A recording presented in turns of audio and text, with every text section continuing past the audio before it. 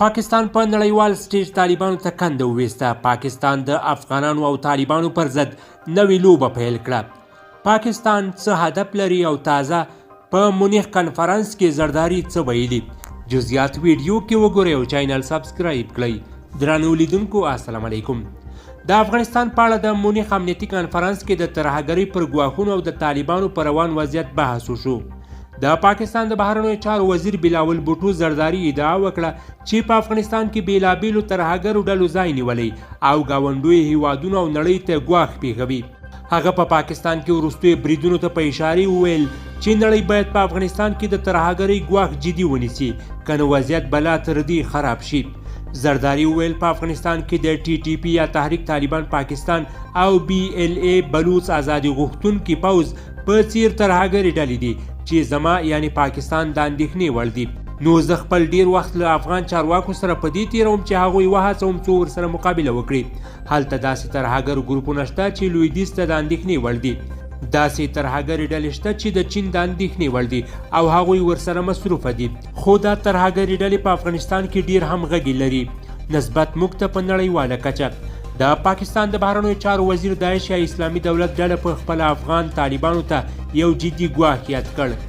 بوټو ادعا وکړه چې طالبان منظم ځواک نه لري او نړۍ باید د ترهګرۍ پر وړاندې په مبارزه کې ظرفیتونه ورته لوړ کړي. هغه زیاته کړه هغوی یو دایمي پوځ نه لري، د ترهګرۍ ضد ځواک نه لري، ان یو منظم سرحدي ځواک نه لري. په داسې یو حالت کې که هغوی اراده هم ولري نو ظرفیت یې نه لري چې د دې ګواښ سره مقابله وکړي. دا نو لومړی نږدې ګاونډیانو او بیا په ټوله کې نړیوالې ټولنې ته یوه ستونزه ده. د پاکستان د بهرنیو چارو وزیر په پاکستان کې ځینې خونړي بریدونه یاد کړل او په خبره یې په افغانستان کې د طالبانو له بیا واکمنېدو راهیسې په پاکستان کې د بریدونو کچه زیاته شوې ده. په پېښور کې د جنوري په 13 په یوه جومات کې خونړۍ چاودنې لږ تر لږه 80 کسان ووژل. تر هغه راوروسته څو نورې حملې هم وشوې او وروستۍ یوه په کراچۍ کې د پولیسو په مرکز وه چې د جمعې په ورځ د فبروري په 19 وشوه. پاکستاني چارواکو ویلي تحریک طالبان پاکستان اړوند وسلوالو اکثر د حملې له افغانستانه پلان کړي وي چیرته چې د دوی د ادعا په اساس خوندي پټنځایونه لري. خو د طالبانو حکومت په وار دا رد کړي چې هلته د ترهګرې ډلې امن پټنځایونه ولري.